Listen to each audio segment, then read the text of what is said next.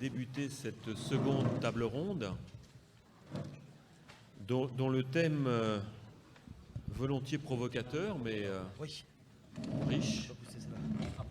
Moi, nous allons peut-être le voir au travers des interventions, s'intitule « Les aliments sains sont-ils réservés aux riches ?» Génial. Et pour traiter de cette question, j'ai donc le plaisir d'accueillir Michel Guérard. Je ne le représente pas cuisinier, puisqu'il nous a fait le plaisir d'introduire ces journées et de participer déjà à la première table ronde. Guillaume Babst, directeur d'un réseau d'épiceries solidaires, se présentera. Charles Pernin, donc de l'association Consommation, Logement, Cadre de Vie, chargé de mission alimentation, et Jean Lagoutte de l'UFC Que Choisir pour la délégation départementale. Voilà, donc les aliments sains sont-ils réservés aux riches? Je pense qu'effectivement, chacun aura en tête immédiatement, y compris en n'hésitant pas à développer certains lieux communs, tout ce qu'il y a derrière cette idée.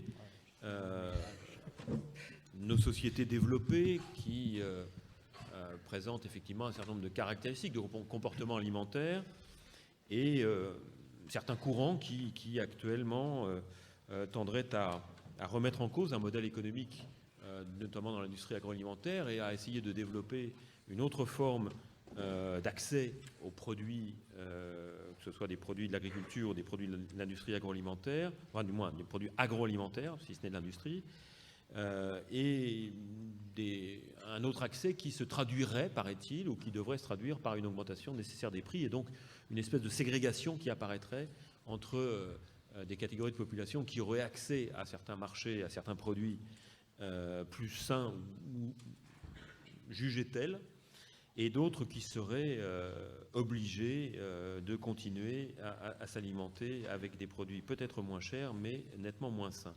Donc, bon, je ne vais pas développer plus avant, parce que là, j'ai déjà commencé à évoquer quelques poncifs, vous m'en pardonnerez, mais je vais laisser la parole immédiatement donc, à mes interlocuteurs, à nos débatteurs, pour qui, en quelques minutes, ils nous présentent leur vision de cette question, éventuellement en n'hésitant pas à s'extraire de cette problématique. Et puis après, nous aurons un échange, un débat que j'espère le plus riche possible, sachant que nous devons terminer, messieurs, pas après 13h, le temps de rejoindre l'hôtel de ville pour le repas de la pause méridienne. Voilà. Je vous souhaite la parole. C'est la parole, peut-être, on va commencer, monsieur Lagoutte, et puis dans l'ordre. Merci, Monsieur le Président, d'accueillir l'Union fédérale des consommateurs. Notre association ne se préoccupe pas des riches, mais essaie d'informer et de mobiliser tous les citoyens pour se défendre face aux possibles, mais c'est par mauvais esprit que je le dis, aux possibles malhonnêtetés de la grande distribution en particulier et d'un certain nombre de commerçants en général. Je relisais un numéro spécial consacré de notre revue en 1979, ça ne nous rajeunit pas, qui s'intitulait « Acheter, cuisiner, manger mieux ». Méfiez-vous des viandes préemballées. On y trouve des infractions sur la nature des morceaux, le poids, au point que des associations UFC ont porté plainte contre plusieurs grandes surfaces des Yvelines. On était en 1979. Nous pouvons espérer que par notre action, un certain nombre de choses ont été réglées.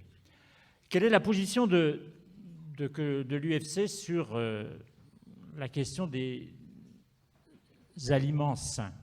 Je dirais en préambule que peut-être vaudrait-il mieux parler d'une alimentation saine que d'aliments sains. En effet, un aliment pas très correct du point de vue de la santé à toute petite dose n'est pas nocif, alors qu'un aliment qui, pris en dose normale, est sain, si on le consomme de façon trop exclusive, va nuire à la santé de celui qui le consomme. De la même façon que parler des riches n'est peut-être pas tout à fait notre propos, mais nous sommes bien obligés d'envisager les conséquences du prix des choses en fonction des revenus des personnes et de constater que l'inégalité dans les revenus est aussi, s'accompagne souvent d'une inégalité dans la capacité à se retrouver dans le maquis des prescriptions publicitaires, des affichages dans les magasins, voire même dans la nature des produits plus ou moins bien étiquetés. C'est pourquoi l'UFC publie très régulièrement des essais comparatifs sur les avantages et les inconvénients des produits classés par catégorie, ce qui nous amène à observer comment la distribution, et malheureusement sans doute la grande distribution qui a pris le pas, la France est le premier pays d'Europe pour être dépendant de la grande distribution en matière alimentaire, vous le savez, qui a pris le pas sur l'échange entre des producteurs alimentaires et des consommateurs.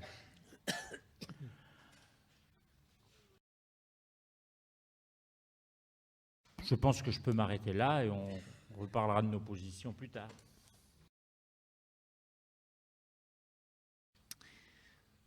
Bien, Monsieur Pernin, donc oui. pour un CLCV. Bonjour à tous et merci de votre accueil et de votre invitation à cette table ronde. Donc, à l'association de consommateurs CLCV, nous sommes nous aussi très attentifs à cette question de la qualité des produits et nous sommes préoccupés en fait du développement de problèmes liés à la qualité de l'alimentation, des problèmes de santé publique, en particulier des problèmes de surpoids et d'obésité.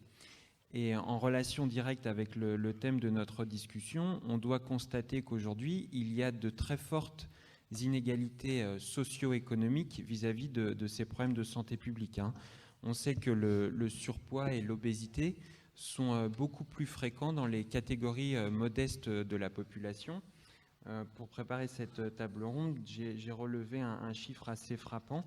Le taux d'obésité est 3,5 fois plus élevé dans les catégories les plus pauvres de la population que dans les catégories les plus aisées. Donc il y a une véritable inégalité socio-économique vis-à-vis de ces problèmes d'alimentation et de santé. On sait aussi que dans les catégories les plus modestes, la diversité alimentaire est moins importante, c'est-à-dire que quand on a peu de revenus, eh bien, généralement, on mange moins souvent des fruits et légumes, moins souvent du poisson, par exemple, et tout cela entraîne un certain nombre de déséquilibres nutritionnels. Alors, la CLCV s'efforce d'agir sur le terrain à travers son réseau d'associations locales et de mener des actions de sensibilisation, d'information auprès du grand public et notamment des milieux modestes pour favoriser des comportements plus sains. Et nous nous efforçons également d'agir au niveau des pratiques des professionnels, donc certes de la grande distribution, mais aussi de l'industrie agroalimentaire qui conçoit et produit les aliments que nous consommons. Il faut savoir qu'aujourd'hui, on consomme essentiellement des produits préparés par l'industrie, alors qu'il y a 30 ou 40 ans, on avait des consommations de produits bruts, c'est-à-dire peu transformés, qui étaient beaucoup plus importantes. Donc évidemment, sur ces questions de qualité nutritionnelle de l'alimentation, l'industrie et la grande distribution ont une responsabilité qui est essentielle et il est important que les pratiques dans ce domaine évoluent. Donc je voulais, toujours en rapport avec la thématique de la table ronde, signaler un certain nombre d'études qui ont été menées sur cette question, finalement, du prix et de la qualité nutritionnelle des produits. Est-ce que quand on a des revenus plus faibles, qu'on est plutôt client des circuits du hard discount ou consommateur de produits à très bas coût, est-ce que systématiquement on va manger des produits plus gras, plus caloriques, qui vont favoriser ces fameux déséquilibres nutritionnels? C'est une vraie question et vous savez qu'il y a un certain nombre de nutritionnistes qui ont notamment écrit des livres entiers là-dessus pour expliquer que les produits à bas prix étaient forcément plus caloriques et donc favorisaient notamment les problèmes de surpoids et d'obésité. Donc nous, on a mené une étude sur plus de 200 produits répartis dans 17 familles. On a comparé les compositions sur la base des étiquetages nutritionnels qui sont présents sur ces produits, et on arrive à des conclusions qui sont finalement assez différentes. Il y a des écarts dans les ingrédients qui sont utilisés dans les produits très peu chers et les produits plus chers, mais ça ne se traduit pas forcément par des différences de qualité nutritionnelle. C'est-à-dire que ce n'est pas parce que vous allez acheter une pizza discount par rapport à une pizza de grande marque que vous allez forcément ingérer plus de gras, plus de calories, et de ce fait-là devenir obèse, par exemple. C'est un raisonnement qui nous apparaît vraiment simpliste quand on compare les compositions des produits au travers de catégories qui sont comparables. Il ne s'agit pas de comparer des pizzas et des haricots verts, mais de comparer, par exemple, des pizzas entre elles en fonction de leur niveau de prix. Et ces conclusions que nous avons publiées en 2009 ont été confirmées par de nombreuses autres études, venant par exemple aussi de l'association Que Choisir, venant de l'Institut national de la consommation, et tout récemment d'un observatoire officiel qui s'appelle l'Observatoire de la qualité de l'alimentation, qui a travaillé sur un grand nombre de références et qui montre que finalement, ce n'est pas parce qu'on va vers des produits moins chers qu'on a systématiquement des apports caloriques supérieurs et une dégradation systématique, en tout cas, de la qualité nutritionnelle. Voilà donc quelques éléments d'introduction par rapport à notre thématique de ce jour. Bien, merci. Monsieur Babs. Bonjour aussi, je ne sais pas si ça fonctionne. Donc moi je dirige le réseau français des épiceries solidaires, qui sont des petits magasins associatifs qui sont réservés à des gens qui sont en difficulté économique et qui peuvent venir retrouver le plaisir de faire leurs courses, de choisir ce qu'ils vont manger. On est dans un système qui sort du caritatif pur à quelque chose de beaucoup plus participatif. Il y a à peu près 200 structures qui sont adhérentes à ce réseau et dont la philosophie générale, c'est redonner le plaisir de manger, le plaisir de vivre par le choix. Donner au choix, c'est permettre d'être. Alors évidemment, quand vous m'avez invité à cette table ronde, j'étais ravi parce que si je partage complètement l'avis de notre ami en disant qu'effectivement, plus des aliments sains, c'est évidemment une alimentation saine qu'il faut travailler. C'était l'angle riche qui m'a interpellé en disant est-ce que ça servait à des gens riches? Je me suis posé la question de quelle richesse parle-t-on? Est-ce qu'on parle d'une richesse financière? Évidemment, c'est un stigmate. La pauvreté financière est un stigmate et a des conséquences sur l'alimentation. Mais il y a d'autres choses. Il y a la richesse du savoir, il y a la richesse de l'échange, et qu'on voit bien que les populations que nous accueillons dans les épiceries sont parce qu'enfouies dans des cohortes de difficultés, qui sont des difficultés liées au logement, à la santé, à l'isolement, que tout ça participe à perdre l'estime de soi, à perdre l'estime de faire à manger. Mais je ne voudrais pas qu'on tombe dans des lieux communs où les pauvres ne sauraient pas faire à manger. Ils ont évidemment des richesses, ils ont évidemment des savoir-faire qu'il faut simplement parfois juste essayer de remettre à la surface. Voilà.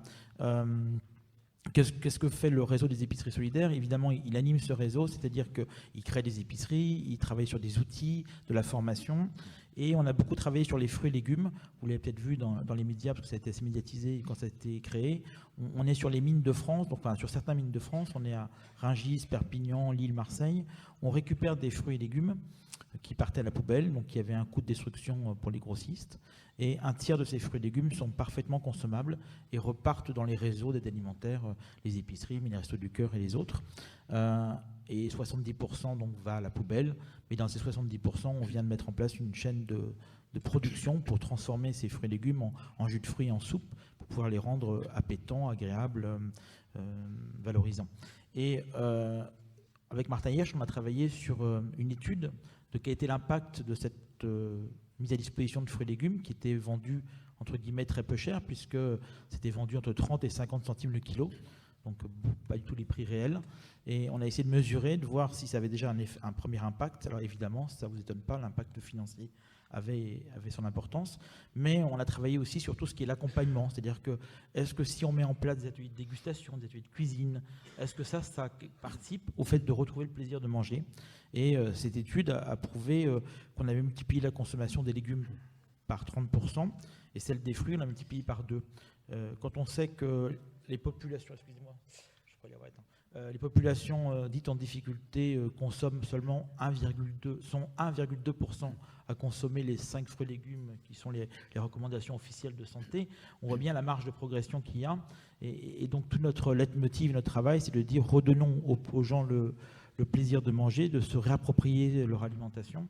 Et c'est l'esprit du livre qui est sorti hier, que vous avez trouvé à la bonne librairie qui est en face, parce que c'est l'éditeur, qui s'appelle Le Manuel de cuisine populaire, et qui est le premier livre de cuisine sans aucune recette. Je voulais juste mesurer l'idée. On a eu l'occasion de montrer à M. Guérard, qui était étonné sur le principe au départ, mais l'idée, c'est réapproprions-nous juste les gestes pratiques. Une soupe, c'est de l'eau chaude et un légume qu'on fait bouillir. Et une recette, finalement, ce ne sont que des petites poupées gigognes qu'on ouvre. Une recette, c'est fait pour être trituré, c'est fait pour être mélangé et pour être agrémenté. Et c'est à chacun de retrouver le plaisir de faire à manger, parce que en vous passant la parole, certainement, vous n'allez pas me contredire que tout ça, c'est du plaisir, c'est de la convivialité, c'est du partage, et qu'à mon avis, c'est à partir de ces essences-là qu'il faut qu'on travaille.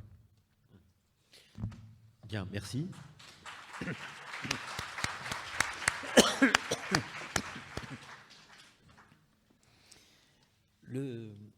Oui, c'est à moi de parler. Bon, comme vous le savez, je suis cuisinier, consommateur, et beaucoup plus cuisinier-consommateur que sociologue. Mais néanmoins, je suis quelque part addict. Voilà, c'est une confession publique que je fais. Je suis addict. Non pas à l'alcool, non pas au tabac, mais je suis addict aux grandes surfaces. Voilà. Mon plaisir, c'est d'aller dans les grandes surfaces. Alors pourquoi ? C'est peut-être parce que je suis un enfant de la guerre et que, bon, j'ai, étant gosse, pas toujours mangé à ma faim. J'ai subi les restrictions, avec en prime la peur, mais ça c'est autre chose, parce que j'avais la chance d'habiter la Normandie, donc je voyais les avions et les bombes en dessous de près. Mais vous avez cité une date tout à l'heure, 1979. Moi, je voudrais revenir peut-être un petit peu plus avant, et je me situerai à la fin des années 40 ou au début des années 50, lorsque sont nés le début des grandes surfaces. Il faut se rappeler que la plus grande épicerie française ne proposait que 200 produits. Vous imaginez, aujourd'hui, une grande surface en propose peut-être 20 000. Entre 5 et 20 000, oui. Voilà, hein, donc ça c'est étonnant. C'est ce qui, vous comprenez l'attrait qu'elles ont sur moi, ces grandes surfaces. C'est une espèce de caverne d'Ali Baba. Et évidemment, on y voit les gens acheter. Et j'adore voir les gens acheter. Et en les voyant acheter, on imagine de quelle culture ils ont été nourris. C'est peut-être ce qui explique, pour répondre à ce que vous disiez tout à l'heure, ou l'interrogation que vous vous posiez, est-ce que les riches mangent mieux que les pauvres, et réciproquement? Personnellement, je ne le pense pas. Je pense que c'est un problème culturel. Et il y a un magazine qui s'appelle Elle à table, qui est un excellent magazine, je vous le recommande. Et il n'y a pas longtemps, m'avait proposé d'aller faire mes courses dans une grande surface. Mais il ne l'a pas proposé qu'à moi. Je crois que c'est un mensuel, je crois. Il le propose tous les mois à un cuisinier qui va faire ses courses dans une grande surface. Et bien sûr, la règle du jeu, c'est non pas d'acheter du caviar, du foie gras, enfin de ces choses-là, c'est de faire son marché pour lui et en fonction d'un coût qu'il doit respecter. Et je vous assure que c'est un très très bon exercice auquel tout le monde peut se livrer, devrait se livrer, parce qu'on s'aperçoit qu'il n'y a pas besoin d'acheter cher pour bien manger. Tout le problème est là. Et c'est un problème d'éducation. C'est ce que j'ai dit ce matin lorsque je disais qu'on nous a appris à manger, on nous a appris à compter, à lire, à écrire, mais on ne nous a pas appris à manger. Et là, je m'adresse à l'éducation nationale. Si on apprenait aux gosses à se nourrir, je pense qu'on ferait des progrès en matière d'alimentation. Certes. Oui, je sais. Non, mais Oui, c'est vrai je qu'à chaque suis fois- taquin. Je le reconnais, je Non, mais suis c'est- taquin. Non, mais comme souvent, quand il y a un problème dans ce pays, c'est de la faute de l'éducation Non, nationale. non, mais, non, bah, pas mais bon, du tout. non, Non. mais nous nous y employons avec d'autres, avec les collectivités territoriales, hein, qui sont Oui, en oui. charge aussi et qui mettent en place des programmes d'éducation au goût et à l'alimentation qui sont assez. Mais je voudrais quand même revenir, parce que M. Lagoutte a commencé son introduction en pointant, voire en fléchant quand même la grande distribution indirectement, et en nous alertant sur cette question-là des aliments sains et du prix, pardon, au-delà du coût du prix, semblant quand même nous mettre un peu en garde sur certaines pratiques. Or, vous, Michel Guérard, vous dites que c'est quand même, bon, c'est une évidence, les grandes surfaces sont quand même le lieu privilégié de consommation et d'achat, enfin, si c'est de consommation pour certains peut-être, mais enfin surtout d'achat, un grand nombre d'entre nous. Est-ce qu'il n'y a pas là quand même un vrai problème une question par rapport à cette éducation, justement? Il semble quand même que la prégnance de la grande distribution fait que c'est un des secteurs où le capitalisme français fait des bénéfices extrêmement intéressants. Je rappellerai juste pour y faire image qu'un producteur de bois qui s'appelait François Pinault a d'abord construit un empire industriel en transformant du bois, et quand il a découvert que c'était un secteur insuffisamment profitable, il s'est emparé il a acheté un certain nombre d'entreprises de grande distribution. Cela dit, je vous accorderai volontiers que, constatant que la grande distribution ne lui rapportait plus assez, il se débarrasse peu à peu de ses magasins pour se convertir exclusivement au luxe, où les profits sont encore plus intéressants. Simplement, les pratiques de la grande distribution, j'accorde à Michel Guérard que le plaisir de la caverne d'Ali Baba est réel, sauf que dans la caverne d'Ali Baba, on a un peu de mal à s'y retrouver. Je ne veux pas vous ennuyer avec toutes les statistiques que nous produisons à longueur de mois dans notre revue. J'ai fait une expérience dans mon petit village à côté de Tours. Je suis allé dans ma grande surface acheter des marrons entiers en conserve. Alors j'avais 2 boîtes métalliques, je pourrais même, mais vous ne les verrez pas, vous sortir les étiquettes. Il y avait 2 boîtes métalliques, une à 5,82, une à 3,44. On n'était pas loin du double. J'ai acheté les 2 boîtes en bon militant de la consommation et j'ai regardé ce qui me permettait de savoir ce qui justifiait le doublement du prix. Eh bien, à lire les étiquettes, je n'ai rien trouvé. À lire les codes imprimés sur la boîte, je n'ai rien trouvé. Ça veut dire que je suis incapable, moi consommateur, de savoir pourquoi une boîte est vendue 5,82 € et l'autre 3,44 €. Parce que ce que j'ai oublié de vous dire, c'est que c'est la même entreprise qui les fabrique. Mais l'étiquette est différente.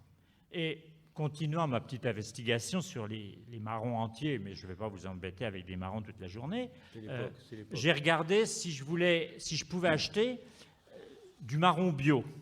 Alors oui, mais cette fois, il n'était plus qu'en bocal, de 37 centilitres à 13,50 € le kilo, soit plus du double du prix de la conserve normale. Alors, est-ce que c'est le bocal, est-ce que c'est le bio? Je ne sais pas. Je constate simplement que la grande distribution installe volontairement l'opacité dans les prix. Deuxièmement, on a parlé des fruits et légumes. Les circuits de distribution des fruits et légumes se sont allongés. Pourquoi? Parce que les pratiques de la grande distribution ont imposé aux producteurs le détour par Rungis. Quand j'étais plus jeune, il y a très longtemps, vous me direz, dans mon village de Touraine, il y avait un épicier qui arrivait à distribuer les produits des producteurs locaux. Les fraises à la saison des fraises, les pommes à la saison des pommes. Maintenant, son successeur distribue les mêmes cajots que ceux que je trouve dans ma grande surface. Ça veut dire que Les pommes produites, pour encore qu'ils s'en produisent quelques-unes dans notre région, bien mal en point de ce côté-là, les pommes produites à côté de Tours, avant de revenir dans la grande surface de Tours, sont allées se promener jusqu'à Rungis. Est-ce bien raisonnable du point de vue de la qualité, du point de vue du plaisir de l'alimentation? Donc quand je mets en cause la grande distribution, c'est pour l'opacité de ses prix, pour sa recherche de maximiser le profit de la distribution en pesant sur les prix du producteur. Parce que, vous le savez tous ici, les producteurs de lait ont protesté qu'ils vendaient leur lait de moins en moins cher. Je ne sache pas que le prix du lait, pour vous et moi consommateurs, ait baissé d'1 seul centime. Donc on a bien là des pratiques d'étranglement de la production, d'opacité du prix pour le fonctionnement économique. Il paraît que ça s'appelle le profit, je ne voudrais pas dire un gros mot, mais c'est bien de ça qu'il s'agit quand même.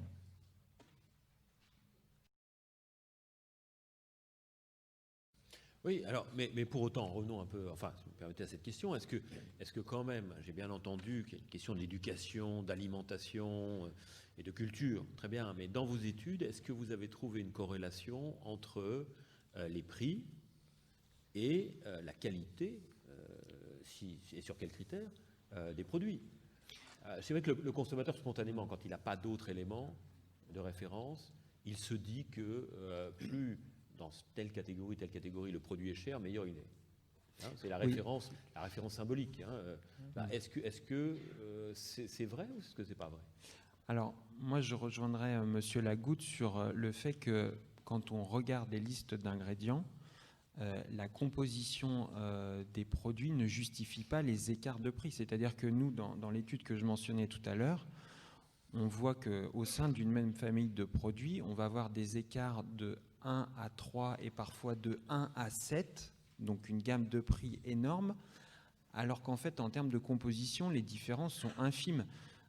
Par exemple, sur les raviolis, le pourcentage de viande, même quand vous achetez des raviolis haut de gamme, entre guillemets, c'est 7%. Donc c'est quand même pas grand-chose dans le produit que vous achetez.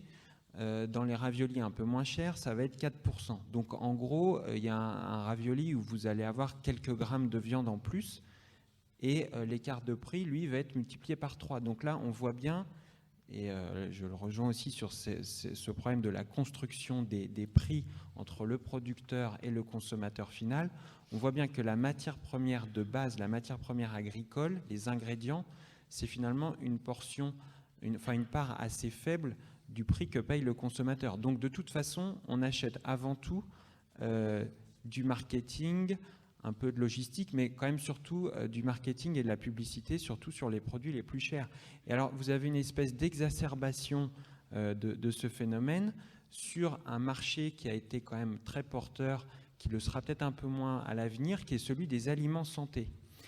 On en parle beaucoup, hein, la santé c'est vraiment une préoccupation majeure des consommateurs, les industriels le savent bien et donc ils ont proposé depuis 15 ou 10 ans des alicaments, donc des aliments santé, c'est le yaourt pour le transit intestinal, celui qui fait baisser le cholestérol, celui qui vous protège des rhumes en hiver, et il faut savoir que derrière tout ça, vous avez là des écarts de prix ça passe du simple au double. Hein, si vous prenez le yaourt contre le cholestérol, vous allez le payer au moins 2 fois plus cher que le yaourt nature.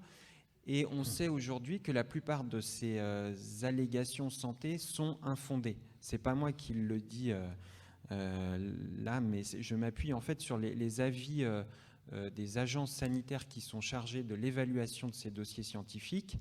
Il y a un processus réglementaire en cours au niveau européen et 80% des avis rendus par ces agences disent ces allégations santé sur ces produits donc beaucoup plus chers ne sont pas fondées. Donc là, en tout cas, si on aborde la question Faut-il payer plus cher pour être en bonne santé? On voit bien que là encore, ça ne marche pas sur cette question des aliments santé. Les arguments ne sont pas justifiés. Donc on n'a pas besoin de payer 2 fois plus cher son yaourt pour être en meilleure santé. Oui, on a bien compris que vous n'étiez pas un chaud partisan des oméga 3 ou du bifidus actif. D'accord. Mais pour autant, pour pouvoir décoder toute la complexité que vous venez d'évoquer, il faut être quelque part, avoir un niveau de connaissance, de culture, et on en revient, alors de façon indirecte, à une relation entre la richesse dans toutes ses formes, j'ai bien entendu aussi, mais aussi le pouvoir d'achat et la capacité à, dans ce maquis des produits et de l'alimentation et de l'offre qui nous est faite, à pouvoir décoder justement pour pouvoir avoir une alimentation plus saine quand même.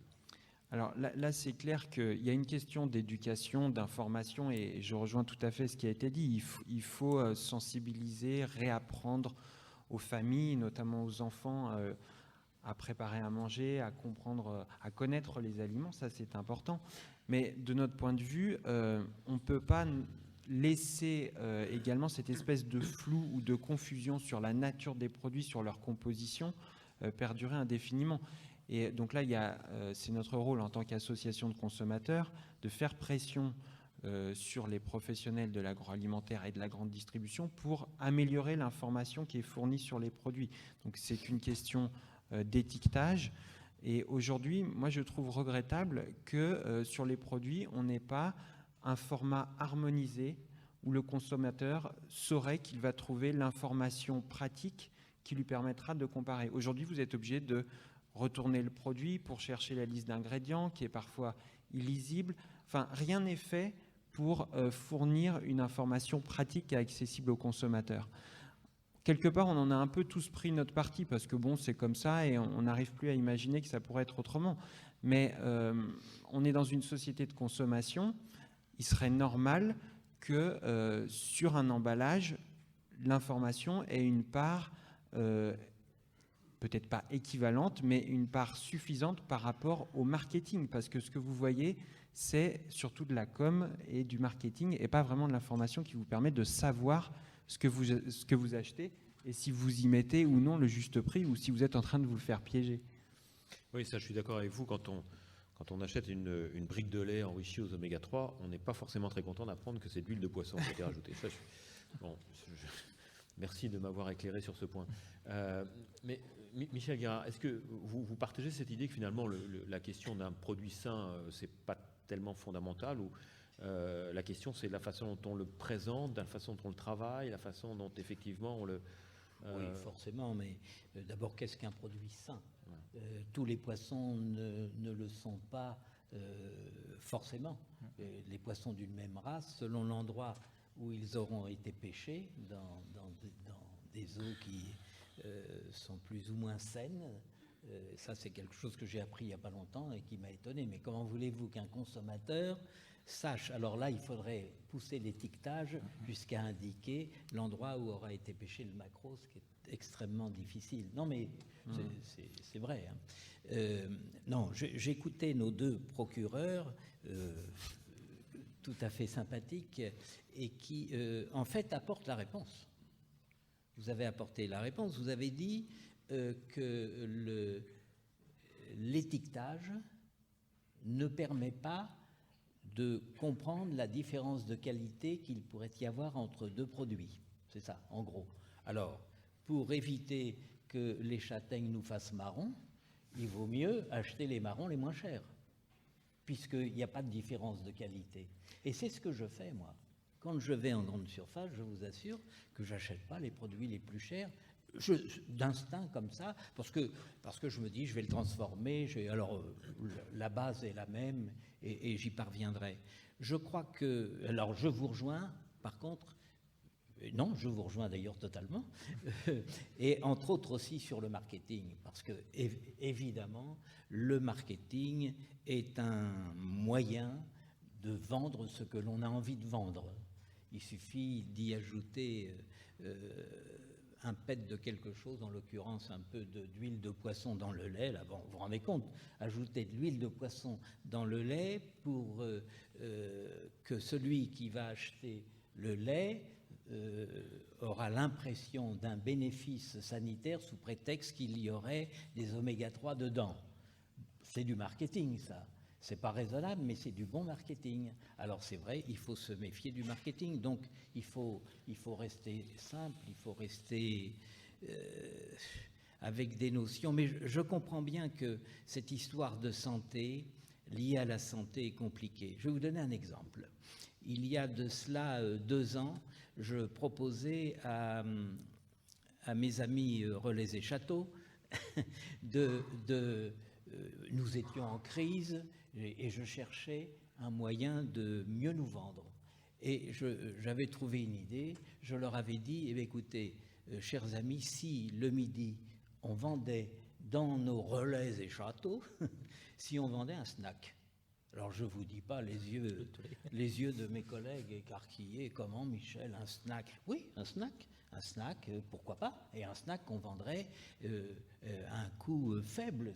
J'avais mis 12 € dans un Relais des Châteaux. Mais j'avais... non, mais c'était correct. On pouvait venir dans un Relais et Châteaux... Pour être en bonne santé. Manger, oui, mais pas n'importe quel snack. Non, je me posais la question de savoir si c'est un concept ou une réalité, parce que là, si vous me donnez l'adresse... Mais j'y viens, et vous allez voir que les choses ne sont pas faciles. Et j'avais imposé un cahier des charges. Qui était assez difficile. Et en particulier, il y avait cette notion du nutritionnellement équilibré. Qu'est-ce que c'est que le nutritionnellement équilibré? Grosso modo, c'est 50% de glucides, 30% de lipides et 20% de protéines. Quand j'ai dit ça à mes collègues, qu'est-ce que c'est? Et malheureusement, moi je trouvais l'idée charmante, intéressante, c'était un moyen de nous faire connaître et c'était aussi un moyen de dire qu'un cuisinier, même s'il fait du snack, peut faire un snack santé. Eh bien, malheureusement, l'idée n'a pas été menée jusqu'au bout, justement parce que les cuisiniers n'avaient aucune notion de diététique. Et je me rattache aux grandes surfaces. On peut se poser la question aujourd'hui, pourquoi une pizza, pourquoi quelque chose comme ça ne serait-elle pas nutritionnellement équilibrée? Le problème, il dépend de 2 choses. Le premier, des marketeurs. Les marketeurs, quand ils ont une idée en tête, quand ils veulent vendre quelque chose, quand ils pensent qu'il va y avoir derrière de la vente, donc du profit, c'est leur rôle, on ne peut pas leur reprocher, mais ils imposent leur vision. Et secondo, c'est que dans l'industrie agroalimentaire dont vous parliez tout à l'heure, c'est qu'il n'y a pas aujourd'hui les hommes, je parle des cuisiniers, des ingénieurs, capables de transformer la matière première en santé et en plaisir. Le problème est là. Le jour où on sera parvenu à résoudre cette équation, vous verrez que le marché risque de devenir différent. Alors, vous allez me répondre, ça sera encore plus cher. Alors, ce sera à nous d'y veiller. Mais effectivement, je pense que vous soulevez un point qui est très important, c'est celui du rôle prépondérant dans un certain nombre d'entreprises du marketing, donc de l'argument de vente sur l'innovation ou sur le côté production. Moi, c'est vrai que quand je vois les nouveaux produits qui sortent dans les rayons, j'ai pas le sentiment qu'il y ait un effort particulier de l'industrie agroalimentaire dans le sens d'une innovation qui répondrait aux véritables attentes des consommateurs pour des produits qui soient plus naturels, plus authentiques. Il y a toujours autant d'additifs. Quand vous regardez les compositions, c'est toujours aussi incompréhensible et aussi artificiel. Donc, moi, je m'interroge vraiment sur la capacité de cette industrie aujourd'hui à innover dans le sens des attentes des consommateurs pour des produits plus simples, dont on comprenne la composition. Il y a un autre point aussi, c'est que de toute façon, les leviers sont assez simples. Si vous voulez vendre plus, vous avez intérêt à flatter un certain nombre de goûts qu'on a tous de façon innée, c'est-à-dire une attirance pour ce qui est sucré et pour ce qui est gras, parce que c'est ça qui donne de la saveur fondamentalement.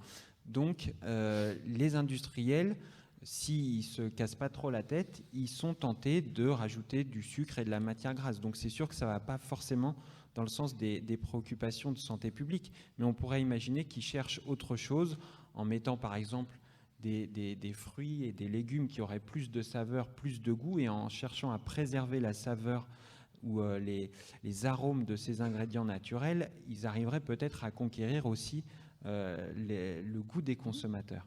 Et un dernier point sur la façon dont finalement l'offre alimentaire oriente nos comportements, qui me paraît important, c'est aussi ce qui se passe dans un supermarché. Dans un supermarché, vous allez trouver surtout des linéaires de biscuits ou de céréales du petit déjeuner qui vont occuper une part importante des rayons du supermarché. Et finalement, l'offre, par exemple, en fruits et légumes frais, va être assez restreinte. Il y a un certain nombre d'enseignes qui font des efforts quand même, mais est-ce que c'est généralisé? J'en doute. Et donc, il y a des rayons de produits frais ou de produits bruts qui vont être un petit peu les parents pauvres de l'offre dans les magasins. Et ça, forcément, ça va jouer sur nos comportements d'achat et donc sur nos comportements alimentaires par la suite. Donc, c'est une question de composition des produits, mais c'est aussi une question de la façon dont ces produits nous sont vendus dans les magasins et dont ils nous sont aussi promus, évidemment, par la publicité sous toutes ses formes. Oui, je pense qu'il y a un partenaire dont nous n'avons pas parlé jusque-là, c'est celui des pouvoirs publics. En 1973, la Fédération des familles de France, vous voyez qu'à l'UFC on n'est pas raciste, on regarde même les autres associations de consommateurs, regrettait que dans le beurre, il y ait des risques de nitrate et qu'il n'y avait pas de réglementation sur le taux de pesticides présent dans la plaquette de beurre. Depuis 1973, nous avons obtenu collectivement que ces choses-là soient mises au point et soient réglées. Sauf que il faut bien voir que nos demandes de réglementation dans un objectif sanitaire sont rarement entendues par les pouvoirs publics. Il y a 2 ans, l'UFC Que Choisir a lancé avec des associations de nutritionnistes, les fédérations de parents d'élèves, une action pour lutter contre l'obésité des enfants. Un des éléments de cette obésité était la présence malheureusement encore aujourd'hui, de sucreries à la caisse du supermarché. Nous savons que pour la mère de famille qui n'est pas riche, le passage à la caisse est un moment douloureux. Elle sait avant d'avoir lu le chiffre de l'addition, elle sait qu'elle a déjà dépassé le crédit qu'elle s'était fixé. Donc elle est stressée. Si par ailleurs, elle n'a pas une parfaite autorité sur ces minéraux, il est vraisemblable que ce n'est pas le lieu à la caisse où les gens font la queue idéal pour asseoir une autorité déjà un peu faible, allons-nous dire. Donc elle cède, le môme prend les sucreries et malheureusement aussi il les ingurgite. Nous avons demandé au pouvoir public d'intervenir pour demander simplement aux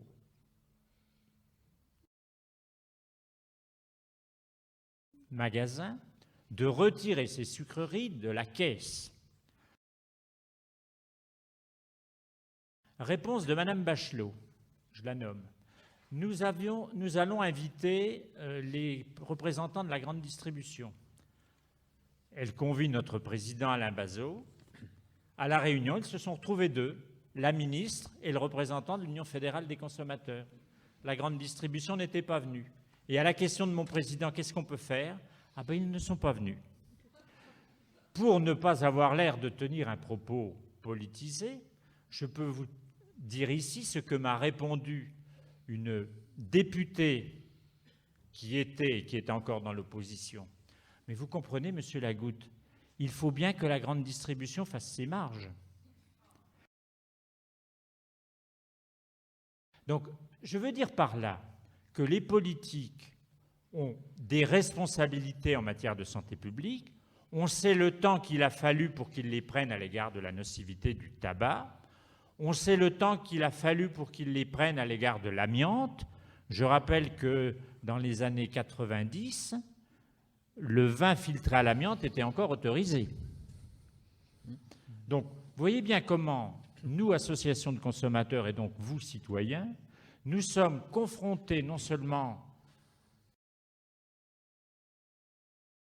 à la logique, non pas du renard libre dans un poulailler libre, comme disait la métaphore pour parler de l'inégalité entre les gens, mais nous sommes des poules libres dans un renardier, je ne sais pas comment il faut dire, dans une tanière de renard libre quand nous rentrons dans la grande surface. Il convient donc que la puissance publique rétablisse quelque chose qui relève de l'égalité dans l'échange commercial, et elle se refuse très souvent à le faire au nom d'il ne faut pas pénaliser, il ne faut pas limiter, il ne faut pas réglementer. Alors, je sais bien, et nous savons bien à l'UFC, que la réglementation peut produire des effets pervers, au sens propre. On a remarqué, par exemple, que si on imposait 0% d'OGM dans l'agriculture biologique, dans les produits labellisés agriculture biologique, pour arriver à 0% d'OGM, ça supposait des précautions telles qu'on allait accroître gravement le coût des produits. Donc nous avons renoncé à demander qu'on aille plus loin que le 0,9% de produits issus d'OGM actuellement autorisés. Parce que trop de précautions provoquaient un coût tel que ça disqualifiait le produit. Deuxième difficulté de la réglementation, les labels. Prenons le label agriculture biologique, qui est un gage de qualité. On sait bien que le coût de la certification, des procédures, des analyses, etc., est impossible à être supporté par un petit agriculteur qui fonctionne dans une AMAP, c'est-à-dire en distribution directe.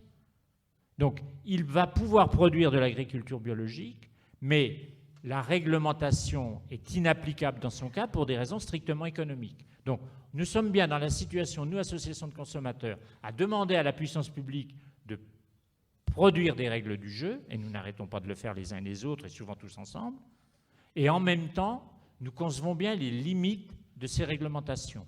Donc, nous sommes dans une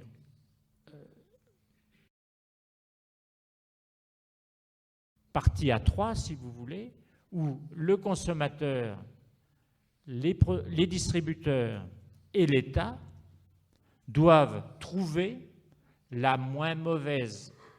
moins mauvais compromis entre les exigences de chacun. Alors, on a beaucoup parlé de grande distribution, là, comme si c'était le modèle unique. Or, il existe d'autres circuits de distribution, et notamment les épiceries solidaires.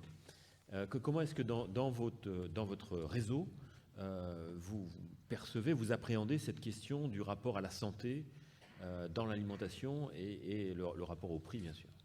Ouais, je voudrais peut-être faire un petit retour en arrière juste sur ce que j'ai entendu. Oui. J'ai eu l'impression qu'on a parlé de pouvoir, c'est-à-dire qu'est-ce qui a le pouvoir aujourd'hui? Est-ce que dans les entreprises, et vous le disiez tout à l'heure, que peut-être les cuisiniers ne sont pas assez présents dans l'élaboration des produits, le pouvoir il est financier. Et donc on n'arrive pas, on bute contre ce pouvoir prépondérant de la rentabilité, du profit, du marketing. J'ai l'impression qu'on bute face à l'administration qui met du temps à mettre des lois en place et que souvent finalement les lois sont peut-être le point final de tout ce qu'on avait essayé de mettre en avant. Et je me dis qu'en attendant tout ça, c'est le grand soir qu'on attend. Et le grand soir, moi je trouve qu'il faut mieux faire des petits matins quand on attend le grand soir. Et je me dis, est-ce qu'on ne peut pas essayer d'agir autrement? Alors, on parlait d'éducation tout à l'heure, on parlait d'éducation avec les enfants. Moi, je crois beaucoup, et dans les épiceries solidaires, on travaille beaucoup sur ces programmes qu'on a appelé la Compagnie des Gourmands, qui est un programme de sensibilisation qui est fait avec un de nos partenaires économiques. Et on met en place des ateliers de cuisine qui regroupent des parents au sens large du terme, grands-parents, beaux-parents, et des enfants, pour refaire ensemble et pour montrer que ce n'est pas quelque chose de difficile, ce n'est pas quelque chose d'inatteignable, que ça redonne de l'estime de soi, du plaisir, de la santé, mais essayons à chaque fois de partir sur l'histoire du plaisir et pas de la santé qui est tout de suite quelque chose de compliqué à appréhender et qui, pour des populations qui sont en difficulté, c'est loin de leurs soucis. C'est-à-dire qu'ils ne savent pas déjà demain, de quoi demain sera fait. La projection est très difficile. Et donc, si on leur parle tout de suite d'entrée de manger 5 fruits et légumes par jour, on doit manger 5 fruits et légumes par jour, c'est un discours qui est complètement aberrant, quoi. Je voudrais tordre le cou à celui qui a créé ça, même si j'en comprends une certaine logique. Elle est culpabilisante, elle est à l'encontre de ce qu'il faut faire. Et moi, je crois qu'il faut qu'on travaille avec les enfants. Je suis frappé, comme les enfants, évidemment, c'est un lieu commun de ce que je vais dire, mais ont intégré gérer le fait qu'on éteigne la lumière, qu'on éteigne le robinet quand on se lave les dents et qu'on ne prenne pas un 4x4 pour aller à la boulangerie. Donc, est-ce qu'on ne peut pas travailler avec l'éducation nationale, justement, sur des choses qui sont très simples, c'est-à-dire le goût, le plaisir de toucher, j'allais dire jouer, mais au sens noble du terme avec la nourriture.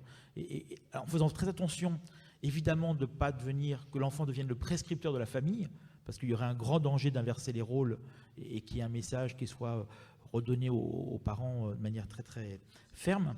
Et c'est pour ça qu'on a mis en place, nous, un programme dans le cadre du plan obésité qui a été retenu comme une action phare de ce plan, qui est la création de cuisine expérimentale en lien avec l'éducation nationale, justement, en raccrochant à chaque fois la cuisine sur le programme scolaire, c'est-à-dire que quand on évoque le Moyen-Âge, on peut tout d'un coup jouer et refaire à manger comme au Moyen-Âge. On peut parler de géographie à l'école et parler des cultures, du climat, de qu'est-ce que c'est que le transport, des choses comme ça. On peut bien sûr parler de mathématiques quand on fait des doses pour des gâteaux. Enfin, moi, je crois beaucoup à cette vertu d'essayer de faire ça. Après, ce que je voulais dire, c'est qu'il ne faut pas condamner. J'entends la remarque sur les caisses et sur les bonbons et sur ces choses-là. Je suis toujours très gêné quand on stigmatise les parents sur le fait de donner un Kinder ou de donner du Coca. Voilà. D'abord, je suis anti-anti. Ça, c'est vraiment un truc qui est très fort chez moi. Je suis anti-anti. Et deuxièmement, il faut bien comprendre que quand tout va mal, quand on a des problèmes de santé, de logement, d'emploi, de parentalité, malheureusement, ce Kinder, c'est ça qui redonne le sourire. Et c'est une manière facile de tout d'un coup de retrouver un statut de mère ou de père, évidemment, et d'avoir une sorte de gratitude de son enfant qui vous reconnaît. Et que oublier ça, c'est ne pas tenir compte de la réalité sociale de ces publics. Et puis surtout, ne pas oublier que le symbole, l'appartenance sociale est très importante. Alors évidemment, nous qui sommes CSP+, on l'a mis dans d'autres choses qui sont nos voyages, nos loisirs, mais l'alimentation dans ces populations est la variable d'ajustement économique, c'est-à-dire quand on a payé difficilement, et quand on a payé toutes ces charges prélevées, ce n'est plus que l'alimentation qui devient la variable d'ajustement, et que dis-moi ce que tu manges et dis-moi ce que tu portes, je te dirai qui tu es. Donc effectivement, le surinvestissement sur la marque, il est une manière de se rassurer et de montrer à ses yeux, aux yeux de ses enfants, de son entourage, qu'on est comme tout le monde, qu'on n'est pas dans l'exclusion.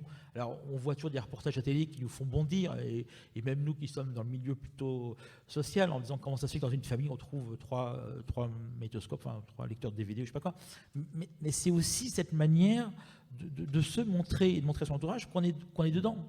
Et que si on a un téléphone portable, c'est qu'on a besoin d'être joint, c'est que c'est un symbole d'exister. Voilà. Donc il ne faut pas le condamner. Il faut, à mon avis, être beaucoup dans un rôle de prévention, d'éducation. Je crois que c'est vraiment important. Et là, malheureusement, même si je suis entouré aussi d'instits qui me disent qu'elles ne peuvent pas tout faire, qu'elles ne peuvent pas réguler tous les maux de la société et l'abandon de l'éducation des parents, je pense qu'il faut qu'on arrive à trouver les leviers et qu'on soit, nous, acteurs de ce mouvement de fond, parce que si on attend à la fois les industriels et à la fois si on attend les lois, on risque d'attendre encore un petit peu. D'accord.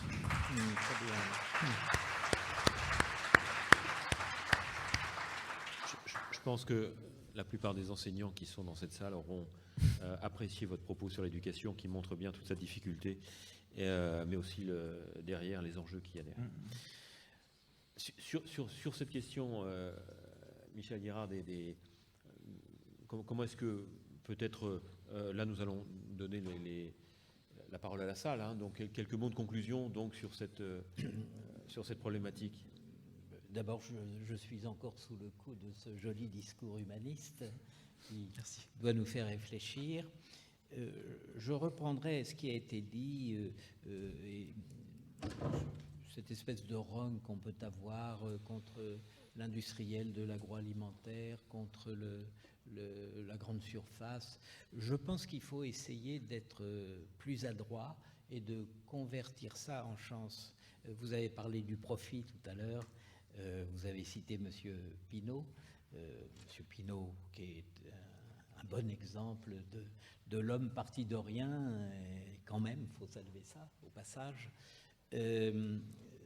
Je pense que pour avoir été proche de l'industrie agroalimentaire et dernièrement, plus particulièrement, puisque on essayait de mettre en place, j'en ai dit quelques mots ce matin, une nouvelle forme d'alimentation au CHU de Bordeaux.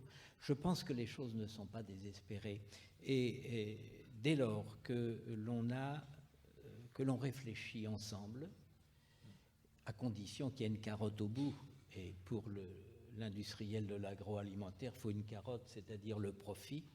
Dès lors qu'on lui dit qu'il peut y avoir du profit, il faut changer, mais il peut y avoir du profit, il est prêt à marcher. Et je pense que le mot, ça s'appelle concurrence, et que le premier industriel de l'agroalimentaire qui entrera dans cette voie, tous les autres suivront. Et là, on pourra parler d'un véritable progrès. D'accord, merci. Quelques mots de... Non, mais Enfin, moi, j'aurais une question après à vous poser. Non, mais moi, je partage totalement cette démarche. Moi, je crois que j'ai aucun pouvoir contre Nestlé. Je ne fais pas le poids, c'est évident. Et que si je commence à vouloir gesticuler en les attaquant, ils vont me prendre au bout et à me ridiculiser en me disant continue à t'énerver, ça nous amuse. Donc moi, je crois à l'entrisme.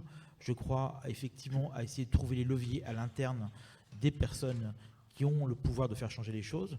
Moi, je travaille beaucoup avec le groupe Danone en ce moment, qui effectivement s'est pris quelques flops magistraux, notamment sur les alicaments, qui aujourd'hui sont dans une, me semble-t-il, c'est mes mots, dans une période de revenir à quelque chose de très humble, en disant non, mais on n'est pas d'abord. Parce qu'au départ, le discours de Danone, c'était depuis des années, on fait de la santé puisqu'on fait des yaourts. Je dis attendez, c'est peut-être pas vraiment comme ça qu'il faut voir le problème. Et je trouve qu'ils sont revenus dans une posture très humble, et qu'au contraire, aujourd'hui, on co-construit des choses qui, à mon avis, ont beaucoup de sens et dont, évidemment, et vous avez complètement raison, ne sanctionnons pas la notion du profit, et vous avez complètement raison. Le premier qui ira dans la brèche, quand il verra que c'est rentable, il ira. Moi, je travaille beaucoup avec le groupe Ferrero, qui fait donc du Nutella, par exemple.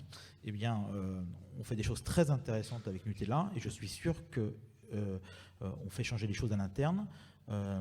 Et notamment, je vois qu'aujourd'hui, il y a quelqu'un qui a été salarié uniquement dans le groupe Ferrero pour s'occuper du partenariat avec nous. Donc si le groupe Ferrero fait le pari de salarier quelqu'un à plein temps là-dessus et d'imaginer un think tank avec nous, c'est bien que derrière ça, ils ont bien aussi compris l'enjeu économique qui pouvait en sortir. Et voilà, on n'attrape pas les... Oui, enfin, il y a beaucoup de choses qui sont tout à fait intéressantes sur la nécessité de l'éducation, etc. Moi, j'adhère tout à fait à ça. Cela dit, je pense qu'il ne faut pas être trop naïf sur le fait que c'est juste la bonne volonté des professionnels et leur intérêt bien compris qui nous permettra d'avancer. Vous parlez de l'exemple de Danone qui est revenu en arrière sur les alicaments. Mais cette histoire-là, ce n'est pas juste Danone qui s'est posé une réflexion déontologique sur sa communication et a dit bon, c'est vrai qu'il faut qu'on arrête d'aller trop loin sur ce secteur-là. C'est pas comme ça que ça s'est passé. C'est parce que les associations de consommateurs ont fait pression pour qu'il y ait un encadrement réglementaire. Et sur ce dossier-là, je ne veux pas nous envoyer des fleurs, mais on a quand même réussi à obtenir un cadre qui met du temps à s'appliquer. Ça, je le concède. Mais c'est bien ce cadre qui a fait reculer des professionnels qui s'étaient lancés bille en tête sur ce créneau-là de l'alimentation santé. Donc, moi, je pense que c'est un rapport de force, qu'il faut qu'il y ait des contre-pouvoirs, qu'il faut, comme l'a dit Monsieur Lagoutte, qu'il y ait que les pouvoirs publics s'en mêlent quand ils doivent s'en mêler. C'est pas forcément du tout réglementaire, mais il y a un mix à trouver entre de l'incitatif, de la bonne volonté des professionnels quand elle existe et quand il le faut des outils réglementaires. Simplement, je reviens sur cette question d'éduquer les plus jeunes et de la nécessité de l'éducation alimentaire. Là aussi, c'est une question de rapport de force. Quels sont les moyens aujourd'hui de l'éducation nationale, de structures comme les nôtres qui font des actions là où elles le peuvent, comme elles le peuvent, par rapport aux moyens de l'industrie et de la grande distribution qui ont des budgets énormes en publicité.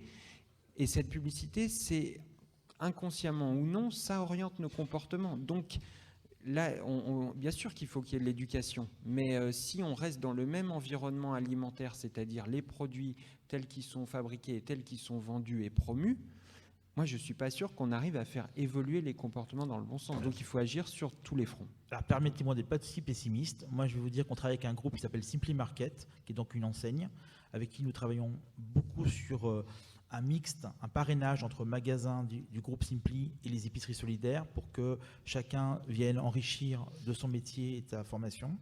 Et grâce à notre travail, et j'en suis certain, le groupe Simply Market vient de prendre l'engagement qu'à partir de 2011, il n'y aura plus aucun emploi à temps partiel obligé dans l'enseigne. Voilà, on leur a dit que ce n'était pas compatible de travailler avec nous, et à la fois de nous soutenir, et à la fois faire de la précarité. Et donc, ils sont engagés à ça, c'est devenu dans leur règlement. Voilà, il n'y aura que des temps partiels que s'ils sont choisis par, c'est souvent des femmes, dans le cadre de 4/5e le mercredi. Et bien moi, je pense qu'on a intérêt à jouer le jeu, et M. Guérard le disait tout à l'heure, c'est-à-dire que je pense qu'il faut aussi se parler, il faut aussi travailler ensemble, et pas dans des antagonismes où d'un côté, il y aurait les méchants associatifs, les gentils ou les méchants capitalistes et inversement. J'ai fait un lapsus d'ailleurs, vous avez remarqué. Mais, merci. Mais voilà, je crois qu'on ne peut pas opposer les uns et les autres, il n'y a pas une vérité. Évidemment que votre rôle il a été certainement prépondérant dans le travail de Danone. Ce n'est pas Danone un matin qui s'est levé en disant on va être vertueux, c'est évident, mais je pense que c'est la conjonction de tout ça. Et il faut qu'on ait l'intime conviction que, eh bien, on doit travailler ensemble, et même si au départ, c'est pas forcément très productif, mois par mois en maths, ça fait plus, ben, il faut se souvenir de ça pour avancer. Merci. Monsieur Lagoutte. Oui, tout à l'heure, Michel Guérard faisait appel à la notion de concurrence. Quand j'en appelle, et quand nous en appelons à l'UFC à l'arbitrage et à la réglementation des services publics, c'est parce que nous constatons de fait que la concurrence ne s'exerce pas. Je vais prendre un exemple qui ne sera pas dans l'agroalimentaire, qui sera dans la banque. La France est le pays d'Europe où vous payez le plus cher les services que vous rendent plus ou moins bien, plus ou moins mal, votre banque. Nous avons lutté pendant 2 ans pour obtenir que la situation soit assainie. Le gouvernement actuel, enfin précédent maintenant, a pris une mesure qui nous a semblé inefficace pour obtenir les résultats que nous souhaitions, à la fois sur l'endettement, sur les frais bancaires. C'est-à-dire que très concrètement, si la concurrence telle que la racontent les manuels de sciences économiques depuis Adam Smith existait, ça se saurait. Nous ne sommes pas dans une économie de concurrence, nous sommes dans une économie de complicité. Les grandes surfaces ne se font pas concurrence, elles se partagent le marché, toutes nos études l'ont montré. On sait que, par exemple, puisque c'est un ancien maire de Tours qui l'a obtenu, la loi Royer, elle a eu des effets exactement contraires. La loi Royer, qui était censée limiter la prégnance des grandes surfaces, a obtenu qu'elle s'installe dans le monopole sur chaque zone géographique. Nous avons montré par nos études que s'il y avait un magasin concurrent vraiment dans une zone, les prix s'alignaient. S'il n'est pas là, les prix restent élevés. Donc, la concurrence de la grande distribution n'existe pas. Et s'il existe une concurrence entre les producteurs, que ce soit les industriels ou les agriculteurs, on voit bien actuellement que la distribution utilise cette concurrence pour pressurer les prix et pas pour améliorer le service qu'elle nous rend. Bien. Merci pour ces quelques mots. Donc le moment est peut-être venu dans les quelques minutes qui me restent à répondre à quelques questions. Oui, alors madame, une part, ensuite monsieur.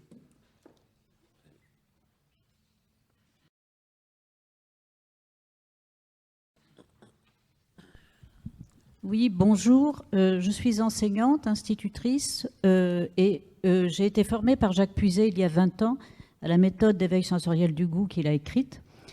Je l'ai retransmis pendant autant d'années pour mon plus grand plaisir et pour le plaisir des enfants. Malheureusement, si les 3 premières années, c'était M. Jacques Lang qui était ministre à l'époque, c'était reconnu dans les écoles, Au bout de 3 ans, ça s'est refermé et c'est dans la plus grande confidentialité que pendant 17 ans, j'ai transmis cela à mes élèves de CM1. Certes, on demande beaucoup à l'enseignant dans sa classe, je le sais, puisque je l'ai été pendant 38 ans, instit. On a ajouté l'informatique, sachant que les enfants connaissent plus que nous au niveau informatique. On a ajouté l'éducation à l'environnement, je reconnais qu'elle est essentielle. On a ajouté les langues, l'anglais, puis après une deuxième langue, puis après une troisième langue. Mais leur langue, organe du goût, complètement ignorée. Quand on sait ce que cet éveil des sens, je ne parle pas d'éducation, mais d'éveil sensoriel du goût, ce que ça peut apporter dans une classe, et la transversalité, ça a été évoqué tout à l'heure, parce que c'est évident, si on parle par exemple d'une pomme, et qu'on fait goûter des pommes aux enfants, on peut ajouter du vocabulaire, mais du vocabulaire vécu, pas du vocabulaire de dictionnaire le matin à 8h30. On va goûter une pomme, je sais pas, enfin, une pomme granny, une pomme Canada. Partie à 3, si vous voulez, où le consommateur, les distributeurs et l'État doivent trouver le moins mauvais compromis entre les exigences de chacun. Alors, on a beaucoup parlé de grande distribution, là, comme si c'était le modèle unique. Or, il existe d'autres circuits de distribution, et notamment les épiceries solidaires. Comment est-ce que dans votre réseau, vous percevez, vous appréhendez cette question du rapport à la santé dans l'alimentation et le rapport au prix, bien sûr? Ouais, je voudrais peut-être faire un petit retour en arrière juste sur ce que j'ai entendu. J'ai eu l'impression qu'on a parlé de pouvoir, c'est-à-dire qu'est-ce qui a le pouvoir aujourd'hui? Est-ce que dans les entreprises, et vous le disiez tout à l'heure, que peut-être les cuisiniers ne sont pas assez présents dans l'élaboration des produits, le pouvoir il est financier. Et donc on n'arrive pas, on bute contre ce pouvoir prépondérant de la rentabilité, du profit, du marketing. J'ai l'impression qu'on bute face à l'administration qui met du temps à mettre des lois en place et que souvent finalement les lois sont peut-être le point final de tout ce qu'on avait essayé de mettre en avant. Et je me dis qu'en attendant tout ça, c'est le grand soir qu'on attend. Et le grand soir, moi je trouve qu'il faut mieux faire des petits matins quand on attend le grand soir. Et je me dis, est-ce qu'on ne peut pas essayer d'agir autrement? On parlait d'éducation tout à l'heure, on parlait d'éducation avec les enfants. Moi, je crois beaucoup, et dans les épiceries solidaires, on travaille beaucoup sur ces programmes qu'on a appelé la Compagnie des Gourmands, qui est un programme de sensibilisation qui est fait avec un de nos partenaires économiques. Et on met en place des ateliers de cuisine qui regroupent des parents au sens large du terme, grands-parents, beaux-parents, et des enfants, pour refaire ensemble et pour montrer que ce n'est pas quelque chose de difficile, ce n'est pas quelque chose d'inatteignable, que ça redonne de l'estime de soi, du plaisir, de la santé, mais essayons à chaque fois de partir sur l'histoire du plaisir et pas de la santé qui est tout de suite quelque chose de compliqué à appréhender et qui, pour des populations qui sont en difficulté, c'est loin de leurs soucis. C'est-à-dire qu'ils ne savent pas déjà demain de quoi demain sera fait. La projection est très difficile. Et donc, si on leur parle tout de suite d'entrée de manger 5 fruits et légumes par jour, on doit manger 5 fruits et légumes par jour, c'est un discours qui est complètement aberrant, quoi. Je voudrais tordre le cou à celui qui a créé ça, même si j'en comprends une certaine logique. Elle est culpabilisante, elle est à l'encontre de ce qu'il faut faire. Et moi, je crois qu'il faut qu'on travaille avec les enfants. Je suis frappé, comme les enfants, évidemment, c'est un lieu commun de ce que je vais dire, mais ont intégré le fait qu'on éteigne la lumière, qu'on éteigne le robinet quand on se lave les dents et qu'on ne prenne pas un 4x4 pour aller à la boulangerie. Donc, est-ce qu'on ne peut pas travailler avec l'éducation nationale, justement, sur des choses qui sont très simples, c'est-à-dire le goût, le plaisir de toucher, j'allais dire jouer, mais au sens noble du terme avec la nourriture. Et en faisant très attention, évidemment, de ne pas que l'enfant devienne le prescripteur de la famille, parce qu'il y aurait un grand danger d'inverser les rôles et qu'il y ait un message qui soit redonné aux parents de manière très très ferme. Et c'est pour ça qu'on a mis en place, nous, un programme dans le cadre du plan obésité qui a été retenu comme une action phare de ce plan, qui est la création de cuisine expérimentale en lien avec l'éducation nationale, justement, en raccrochant à chaque fois la cuisine sur le programme scolaire, c'est-à-dire que quand on évoque le Moyen-Âge, on peut tout d'un coup jouer et refaire à manger comme au Moyen-Âge. On peut parler de géographie à l'école et parler des cultures, du climat, de qu'est-ce que c'est que le transport, des choses comme ça. On peut bien sûr parler de mathématiques quand on fait des doses pour des gâteaux. Enfin, moi, je crois beaucoup à cette vertu d'essayer de faire ça. Après, ce que je voulais dire, c'est qu'il ne faut pas condamner. J'entends la remarque sur les caisses et sur les bonbons et sur ces choses-là. Je suis toujours très gêné quand on stigmatise les parents sur le fait de donner un Kinder ou de donner du Coca. Voilà. D'abord, je suis anti-anti. Ça, c'est vraiment un truc qui est très fort chez moi. Je suis anti-anti. Et deuxièmement, faut bien comprendre que quand tout va mal, quand on a des problèmes de santé, de logement, d'emploi, de parentalité, malheureusement, ce Kinder, c'est ça qui redonne le sourire. Et c'est une manière facile de tout d'un coup de retrouver un statut de mère ou de père, évidemment, et d'avoir une sorte de gratitude de son enfant qui vous reconnaît. Et que oublier ça, c'est ne pas tenir compte de la réalité sociale de ces publics. Et puis surtout, ne pas oublier que le symbole, l'appartenance sociale est très importante.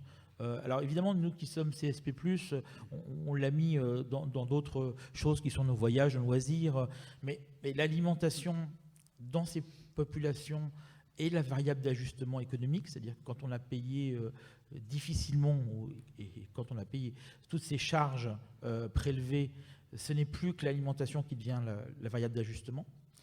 Et que dis-moi ce que tu manges et dis-moi ce que tu portes, je te dirai qui tu es.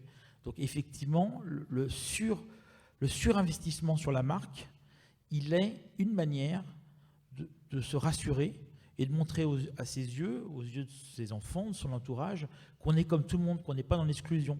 Alors on voit toujours des reportages à télé qui nous font bondir, et même nous qui sommes dans le milieu plutôt social, en disant comment ça se fait que dans une famille on trouve trois magnétoscopes, 3 lecteurs de DVD, je sais pas quoi. Mais c'est aussi cette manière de se montrer et de montrer à son entourage qu'on est dedans. Et que si on a un téléphone portable, c'est qu'on a besoin d'être joint, c'est que c'est un symbole d'exister. Voilà. Donc il ne faut pas le condamner. Il faut, à mon avis, être beaucoup dans un rôle de prévention, d'éducation. Je crois que c'est vraiment important. Et là, malheureusement, même si je suis entouré aussi d'instit qui me disent qu'elles ne peuvent pas tout faire, qu'elles ne peuvent pas réguler tous les maux de la société et l'abandon de l'éducation des parents, je pense qu'il faut qu'on arrive à trouver les leviers et qu'on soit, nous, acteurs de ce mouvement de fond, parce que si on attend à la fois les industriels et à la fois si on attend les lois, on risque d'attendre encore un petit peu. D'accord.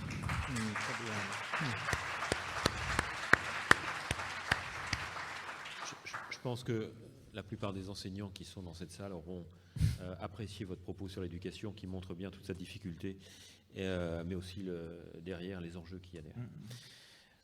Sur cette question, Michel Guérard, comment est-ce que peut-être là nous allons donner la parole à la salle, hein, donc quelques mots de conclusion donc, sur cette problématique. D'abord, je suis encore sous le coup de ce joli discours humaniste qui doit nous faire réfléchir. Je reprendrai ce qui a été dit, et cette espèce de rogne qu'on peut avoir contre l'industriel de l'agroalimentaire, contre la grande surface. Je pense qu'il faut essayer d'être plus adroit et de convertir ça en chance. Vous avez parlé du profit tout à l'heure, vous avez cité M. Pinault, qui est un bon exemple de l'homme parti de rien, et quand même, il faut saluer ça au passage. Je pense que pour avoir été proche de l'industrie agroalimentaire et dernièrement, plus particulièrement, puisque on essayait de mettre en place, j'en ai dit quelques mots ce matin, une nouvelle forme d'alimentation au CHU de Bordeaux, je pense que les choses ne sont pas désespérées. Et dès lors que l'on réfléchit ensemble, à condition qu'il y ait une carotte au bout, et pour l'industriel de l'agroalimentaire, il faut une carotte, c'est-à-dire le profit. Dès lors qu'on lui dit qu'il peut y avoir du profit, il faut changer, mais il peut y avoir du profit, il est prêt à marcher. Et je pense que le mot, ça s'appelle concurrence, et que le premier industriel de l'agroalimentaire qui entrera dans cette voie, tous les autres suivront. Et là, on pourra parler d'un véritable progrès. D'accord, merci. Quelques mots de... Non, mais moi, j'aurais une question après à vous poser. Non, mais moi, je partage totalement cette démarche. Moi, je crois que j'ai aucun pouvoir contre Nestlé. Je ne fais pas le poids, c'est évident. Et que si je commence à vouloir gesticuler dans les attaquants, ils vont me prendre au bout et à me ridiculiser en me disant continue à t'énerver, ça nous amuse. Donc moi, je crois à l'entrisme. Je crois effectivement à essayer de trouver les leviers à l'interne des personnes qui ont le pouvoir de faire changer les choses. Moi, je travaille beaucoup avec le groupe Danone en ce moment, qui effectivement s'est pris quelques flops magistraux, notamment sur les alicaments, qui aujourd'hui sont dans une, me semble-t-il, c'est mes mots, dans une période de revenir à quelque chose de très humble, en disant non, mais on n'est pas parce qu'au départ, le discours de Danone, c'était depuis des années, on fait de la santé puisqu'on fait des yaourts. Je dis, attendez, c'est peut-être pas vraiment comme ça qu'il faut voir le problème. Et je trouve qu'ils sont revenus dans une posture très humble, et qu'au contraire, aujourd'hui, on co-construit des choses qui, à mon avis, ont beaucoup de sens, et dont, évidemment, et vous avez complètement raison, ne sanctionnons pas la notion du profit, et vous avez complètement raison, le premier qui ira dans la brèche, quand il verra que c'est rentable, il ira. Moi, je travaille beaucoup avec le groupe Ferrero, qui fait donc du Nutella, par exemple. Eh bien, on fait des choses très intéressantes avec Nutella, et je suis sûr que on fait changer les choses à l'interne, et notamment, je vois qu'aujourd'hui, il y a quelqu'un qui a été salarié uniquement dans le groupe Ferrero pour s'occuper du partenariat avec nous.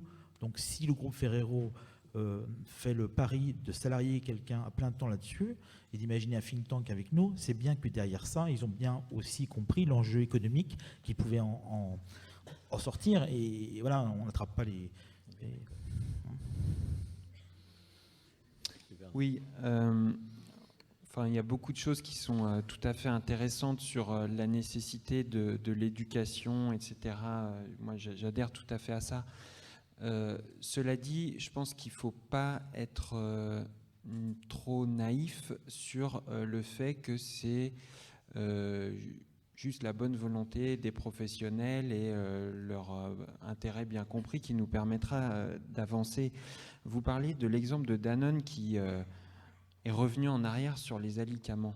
Mais cette histoire-là, c'est pas juste Danone qui s'est posé une réflexion déontologique sur sa communication et a dit bon, c'est vrai qu'il faut qu'on arrête d'aller trop loin sur ce secteur-là. C'est pas comme ça que ça s'est passé. C'est parce que les associations de consommateurs ont fait pression pour qu'il y ait un encadrement réglementaire. Et sur ce dossier-là, je ne veux pas nous envoyer des fleurs, mais on a quand même réussi à obtenir un cadre qui met du temps à s'appliquer. Ça, je le concède.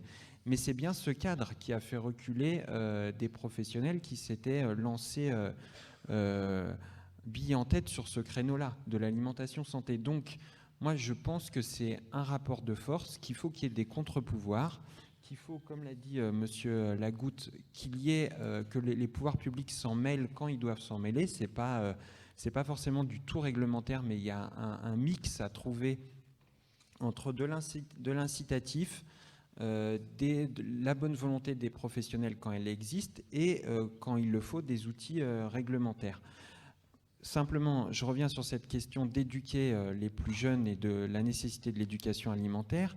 Là aussi, c'est une question de rapport de force. Quels sont les moyens aujourd'hui de l'éducation nationale, de structures comme les nôtres qui font des actions là où elles le peuvent, comme elles le peuvent, par rapport aux moyens de l'industrie et de la grande distribution qui ont des budgets énormes en publicité. Et cette publicité, c'est inconsciemment ou non, ça oriente nos comportements. Donc là, bien sûr qu'il faut qu'il y ait de l'éducation, mais si on reste dans le même environnement alimentaire, c'est-à-dire les produits tels qu'ils sont fabriqués, tels qu'ils sont vendus et promus, moi, je ne suis pas sûr qu'on arrive à faire évoluer les comportements dans le bon sens. Donc, il faut agir sur tous les fronts. Alors, permettez-moi d'être pas si pessimiste. Moi, je vais vous dire qu'on travaille avec un groupe qui s'appelle Simply Market, qui est donc une enseigne, avec qui nous travaillons beaucoup sur un mixte, un parrainage entre magasins du groupe Simply et les épiceries solidaires pour que chacun vienne enrichir de son métier et de sa formation. Et grâce à notre travail, et j'en suis certain, le groupe Simply Market vient de prendre l'engagement qu'à partir de 2011, il n'y aura plus aucun emploi à temps partiel obligé dans l'enseigne. Voilà, on leur a dit que ce n'était pas compatible de travailler avec nous, et à la fois de nous soutenir, et à la fois faire de la précarité. Et donc, ils sont engagés à ça, c'est devenu dans leur règlement. Voilà, il n'y aura que des temps partiels que s'ils sont choisis par, c'est souvent des femmes, dans le cadre de 4/5e le mercredi. Et bien moi, je pense qu'on a intérêt à jouer le jeu, et M. Guérard le disait tout à l'heure, c'est-à-dire que je pense qu'il faut aussi se parler, il faut aussi travailler ensemble, et pas dans des antagonismes où d'un côté, il y aurait les méchants associatifs, les gentils ou les méchants capitalistes et inversement. J'ai fait un lapsus d'ailleurs, vous avez remarqué. Mais, merci. Mais voilà, je crois qu'on ne peut pas opposer les uns et les autres. Il n'y a pas une vérité. Évidemment que votre rôle, il a été certainement prépondérant dans le travail de Danone.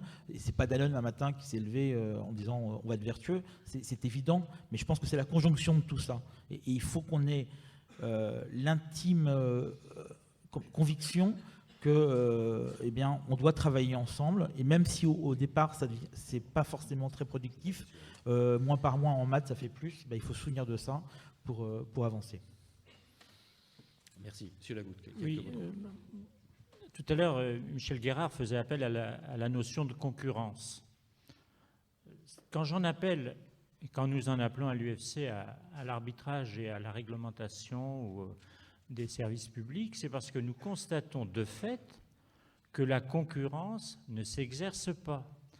Je vais prendre un exemple qui ne sera pas dans l'agroalimentaire, qui sera dans la banque. La France est le pays d'Europe où vous payez le plus cher les services que vous rendent plus ou moins bien, plus ou moins mal, votre banque. Nous avons lutté pendant 2 ans pour obtenir que la situation soit assainie. Le gouvernement actuel, enfin précédent maintenant, a pris une mesure qui nous a semblé inefficace pour obtenir les résultats que nous souhaitions, à la fois sur l'endettement, sur les frais bancaires. C'est-à-dire que très concrètement, si la concurrence telle que la racontent les manuels de sciences économiques depuis Adam Smith existait, ça se saurait.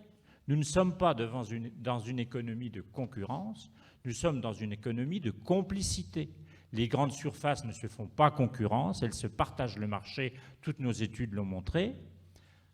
On sait que, par exemple, puisque c'est un ancien maire de Tours qui l'a obtenu, la loi Royer, elle a eu des effets exactement contraires. La loi Royer, qui était censée limiter la prégnance des grandes surfaces, a obtenu qu'elle s'installe dans le monopole sur chaque zone géographique.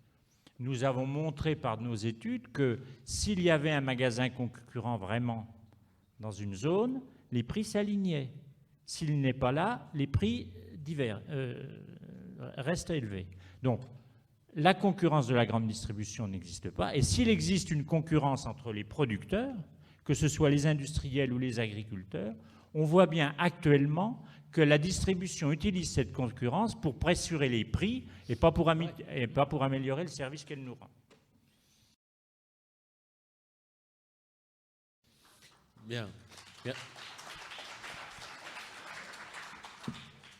Merci pour ces quelques mots. Donc le moment est peut-être venu dans les quelques minutes qui nous restent à répondre à quelques questions. Oui, alors madame, une part, ensuite monsieur.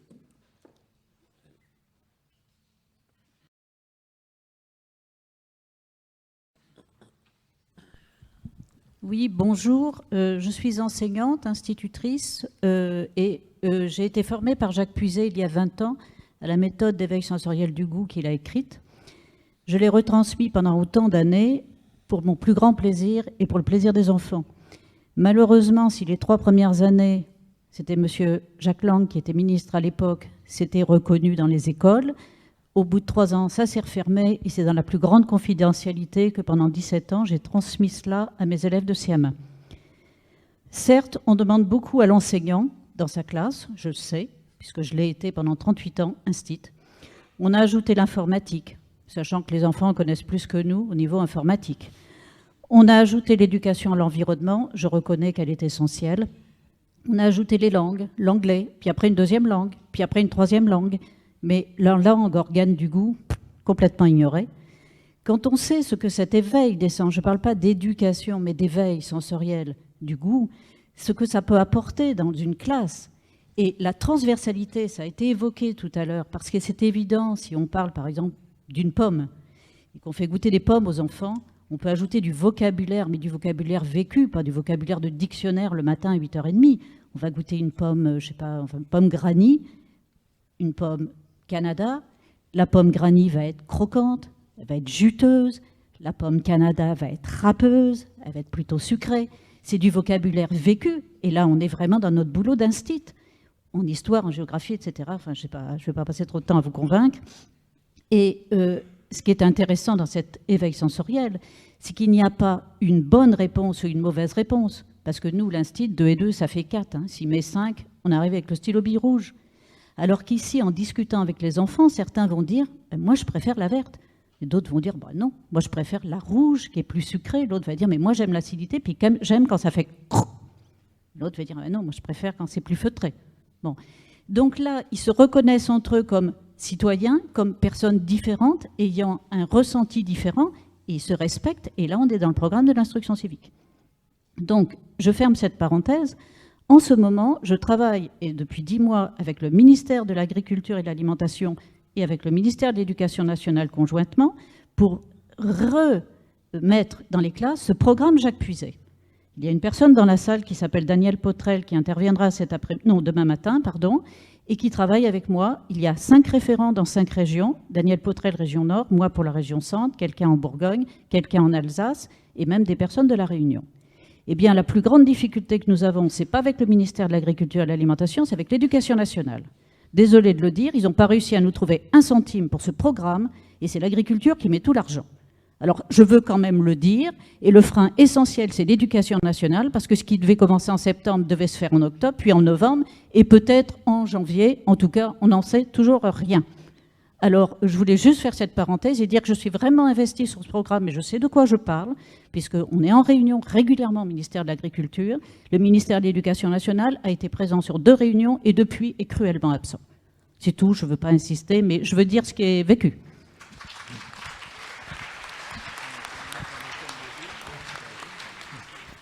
Venez nous rejoindre, on a besoin de vous dans notre programme.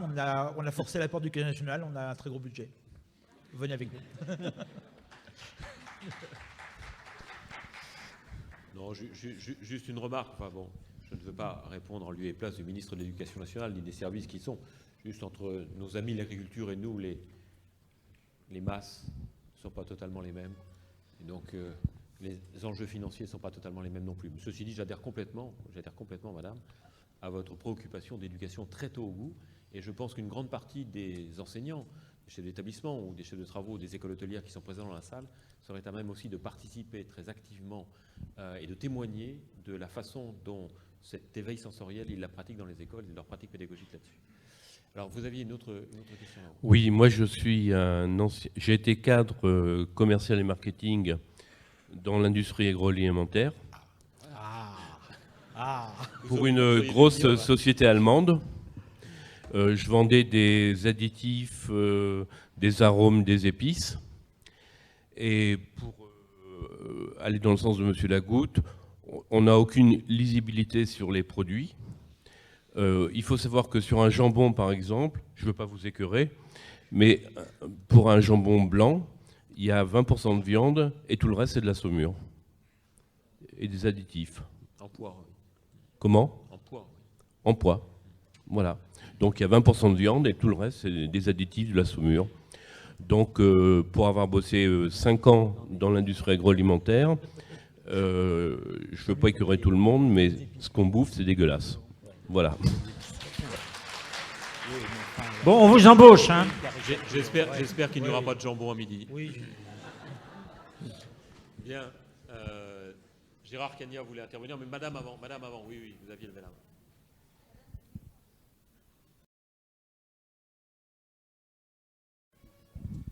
Bonjour, bon, je suis cuisinière, modeste cuisinière par rapport à Monsieur Guérard. Je pense qu'il y a des choses passionnantes qui se disent ici, mais il y a un élément qui est peut-être sous-tendu, qui va manquer d'ailleurs, qui n'a pas été évoqué, qui est la clé de beaucoup de choses pour moi, c'est le temps. C'est-à-dire que faire de la bonne cuisine, bon, j'aime pas trop quand vous parlez des riches, des pauvres. Il y a des gens qui ont du pouvoir d'achat plus que d'autres, il y a des gens qui consacrent plus de leur pouvoir d'achat que d'autres à la cuisine, et il y a des gens qui prennent plus de temps que d'autres. Et ça, c'est peut-être quelque chose qui peut mener... Alors, ça mène pour moi, dans ma tête, à la distribution, à l'emballage. Bon, je partage avec M. Guérard mon plaisir à observer la distribution. Et étant parisienne, il y a une chaîne qui ne me paye pas, qui fait, je pense, de gros efforts dans ce sens-là, qui est Monoprix, qui fait des gros efforts dans le sens du locavorisme, par moment, enfin, qui est un choix. Moi, j'y vais quasiment tous les jours, donc c'est une observation comme ça. Hein. Il y a beaucoup de choix. Vous avez des produits marketing super emballés, super attractifs. Vous avez des produits, entre guillemets, bas de gamme dans le sens de pas marketés, hein, et beaucoup de choses au milieu. Vous avez de temps en temps un petit producteur, je ne sais pas très bien ce qu'il vaut, mais enfin, c'est là. Vous avez, par exemple, des épinards, des feuilles d'épinards en sachet préemballés. Alors, quand on sait ce que ça représente d'éplucher des épinards, bon, bah, c'est peut-être plus cher, mais je pense qu'il y a, entre la notion du temps, la notion d'emballage, la notion de la distribution, il y a peut-être un travail à faire.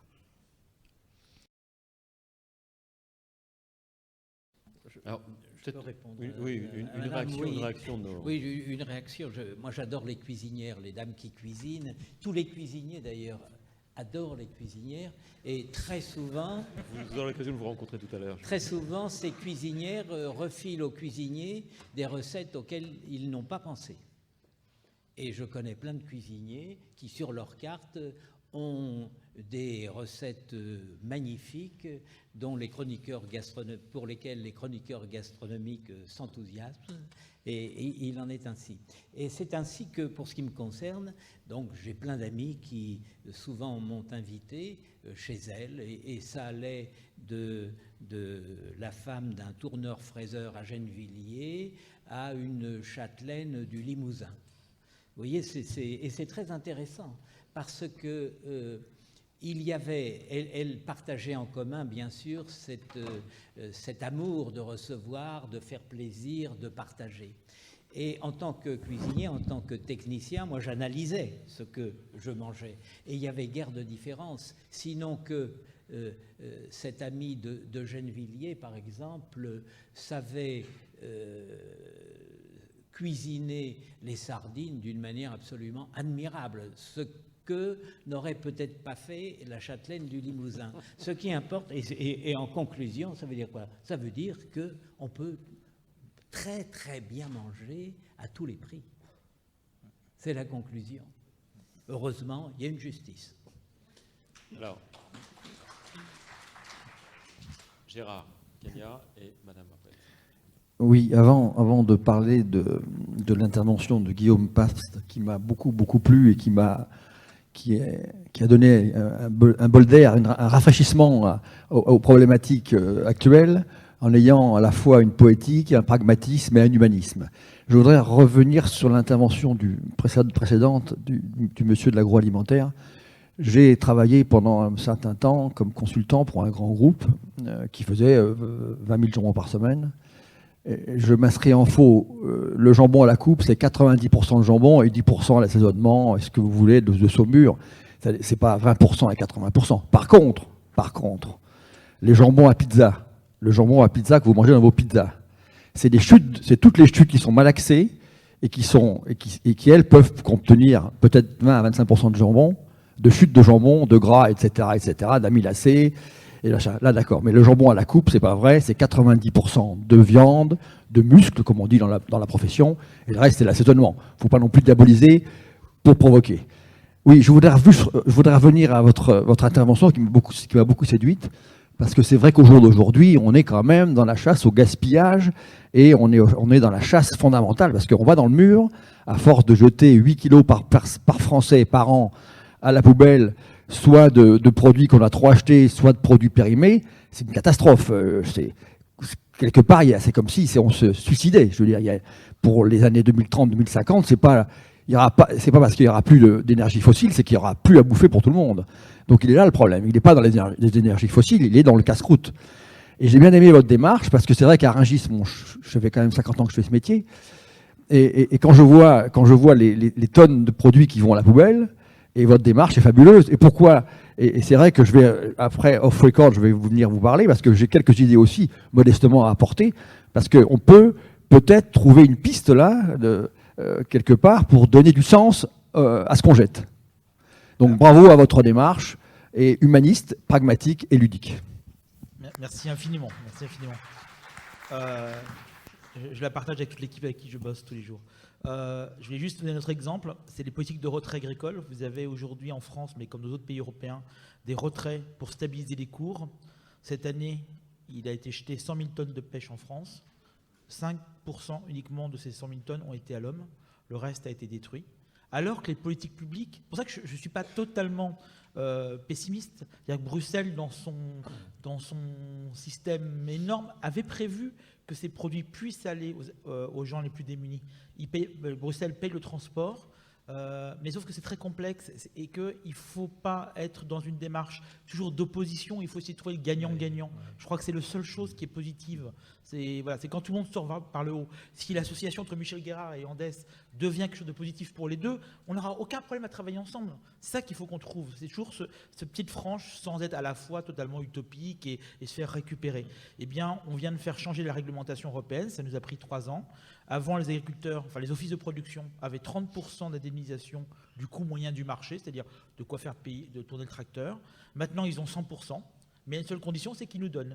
Donc nous, on récupère. Et entre-temps, Bruxelles nous paye le transport des fruits et légumes sur nos bases logistiques et nous paye une partie de la transformation. Et comme ce sont des emplois aidés sur les chantiers d'insertion, ça solvabilise encore plus le chantier. Donc ça permet d'une pêche. Moi, si vous m'appelez le 5 juillet pour me dire j'ai 100 tonnes de pêche à vous donner, moi je suis en vacances en Bretagne et je ne peux pas les gérer. Et de toute façon, tout le monde est fermé. Donc ça nous permet de transformer ces pêches en jus de fruits, en sirop, et du coup d'utiliser toute l'année. Voilà, il faut gardons notre âme d'enfant et soyons ingénieux, soyons malins, et c'est à nous de bouger. Tout à fait.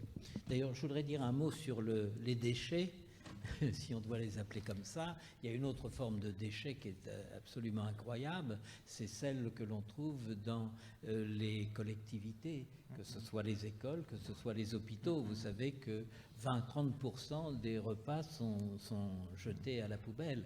Il vaudrait mieux utiliser ces 20 ou 30% à de bons achats pour faire une cuisine de qualité qui ne serait plus jetée. 30% de ce que nous achetons, nous allons le jeter. C'est pas la grande distribution, c'est pas les fabricants, c'est nous. On achète et on va acheter 30%. Donc ça, c'est absolument affolant. Donc, par exemple, les Anglais ont travaillé sur, vous savez, ce fameux low marketing, vous achetez 3 boîtes, la 3e est gratuite. Eh bien ça, c'est quelque chose qui contribue au gaspillage. Oui. Les Anglais et une chaîne alimentaire ont changé le concept, ils ont donné un bon d'achat pour la 3e boîte. Vous partez avec 2 aujourd'hui et vous venez chercher la 3e plus tard. Alors, soyons un peu cyniques, ils ont aussi parié sur le fait qu'on perdait le bon. Et que c'était rentable. Oui, mais en même temps. Écoutez. Bien. Une dernière question, s'il vous plaît. Il est 13h, donc nous allons devoir rejoindre. Il y avait un monsieur. Il y avait une dame là-haut. Enfin, j'en dirai peut-être d'autres. Alors, je ne sais pas. Donc, Vanessa Gilbert, je suis diététicienne libérale et gourmande et je suis créatrice du blog et des ateliers de cuisine de Saint-Père-l'Hypopote. Donc, je suis sur Tours. Je voulais, moi, juste qu'on revienne à cette notion de prix pour vous donner juste des petits trucs de lecture des étiquettes. Alors, effectivement, globalement, savoir lire une étiquette de A à Z, c'est compliqué, mais il y a des petits trucs très simples qu'on ne donne pas aux gens, et je vais vous en donner 2. Donc le premier, il faut savoir que les produits sans sucre, le sucre au niveau agroalimentaire, c'est réservé au saccharose, et qu'il existe plein d'autres sucres, c'est-à-dire qu'un produit sans sucre n'est pas sans sucre d'un point de vue biologique, mais il est sans saccharose. Alors pour savoir s'il y a du sucre ou pas dans un produit, vous lisez la liste des ingrédients, et tout ce qui se finit en ose ou en ol, ce sont des sucres. Donc, vous verrez, vous irez voir, vous lirez, ça vous fera un bon stade de lecture dans les supermarchés et vous verrez que vous serez assez surpris. Donc, la deuxième chose, c'est par rapport aux fabrications, aux chaînes de fabrication. Il faut savoir que des chaînes de fabrication, pour tel ou tel type de produit, il n'en existe pas 50. Et effectivement, beaucoup de produits sont produits sur les mêmes chaînes, avec les mêmes matières premières, mais ils ne sont juste pas vendus avec la même image sur la boîte. Alors, pour les produits fabriqués à base d'animaux, donc poissons, viande, etc., il y a ce qu'on appelle une petite estampille vétérinaire qui a un petit cercle ovale et avec dedans des petits chiffres. Alors, ces chiffres, ça signifie... les 3 premiers chiffres, ce sont le code de l'entreprise dans laquelle c'est produit, les 2 chiffres suivants, le numéro de la chaîne, et les 2 chiffres suivants, le département. Donc ça veut dire que si 2 boîtes ont la même estampille vétérinaire, elles ont été produites au même endroit. Un petit exemple tout simple. Les sardines de la marque Auchan à l'huile d'olive sont les mêmes que les sardines de la marque Sopiquet à l'huile d'olive. Sauf que les sardines de la marque Auchan, elles valent 2,39 €. Ça fait longtemps que je n'ai pas été dans un supermarché, mais la dernière nouvelle, c'était 2,39 € la boîte. Les sardines de la marque Sopiquet coûtaient 4,54 €. Voilà, faites des économies. Bien, merci. Merci, madame. Alors, je ne veux pas qu'il y ait de frustré. Il y avait quelqu'un qui avait demandé la parole. Alors, vraiment le dernier. Madame là-bas d'abord. En venant ici, je n'ai pas pensé que je suis dans le paradis. Et maintenant, je suis dans le paradis. Je vous dirai à la fin pourquoi. Et je trouve que vous avez une bonne alimentation par rapport à Canada, États-Unis, Afrique et Europe, à part de Chine. Mais normalement, ce qu'on voit en surface, c'est autre chose qu'en profond. Ce qu'on a oublié, c'est la nature et l'environnement. Dans chaque endroit qu'on vit, nous avons l'alimentation qui convient à nous. À jouer les tours, il y a le pomme, il y a le poire, il y a le carotte, qui est le plus moins cher à la disposition de tout le monde. Et vous savez que manger un pomme par jour, vous n'avez pas besoin d'y aller chez le docteur, et c'est dans votre culture française. Et l'homme cherche perfection et il pense que les autres choses, c'est mieux que ce qu'il a. Mais nous avons tout, simplement, on peut trouver quelque chose de mieux et on se trompe. En France, vous avez le prune de Agen, qui est la réponse de constipation. Vous courez pour la pharmacie, acheter des comprimés pour débarrasser de... Mais vous en avez tout. Ouais, et moi, dans mon jardin, j'en ai tout. J'en ai pas besoin de dépenser de l'argent. J'en ai ortie que vous avez oublié. J'en ai topinambour que je ne savais pas, le meilleur pomme de terre que les soldats français utilisaient après la guerre, et c'est facile à cuire, rapide à manger, et vous n'avez pas besoin de rien dépenser. Ça pousse au fond de votre jardin très facilement. Dans votre appartement, vous pouvez cultiver. Pardon, madame, l'heure tourne. Est-ce que vous pourriez conclure? Vous n'avez pas le temps. Merci beaucoup. Merci beaucoup de ce rappel. Alors, peut-être, monsieur, un dernier mot très rapide, s'il vous plaît. Le micro arrive. Petite question pour faire rire, mais qui peut avoir une interprétation philosophique. Je vais demander à monsieur Lagoutte s'il a goûté ces marrons et lequel il a préféré et par rapport au prix et à la classification qu'il nous a présentée. L'expérience est en cours. Moi, j'aurais dégusté ça en famille, j'aurais constitué un petit jury, et je crois que le bon sens, et c'est là que c'est important, le pouvoir, c'est le pouvoir du bon sens et du goût, la fonction physiologique que tout le monde a, surtout si on l'améliore par l'éducation que... Merci. Merci aux intervenants. Merci. Et bon appétit. Merci, monsieur Padagre. C'est une grande famille pour organiser les dégustations.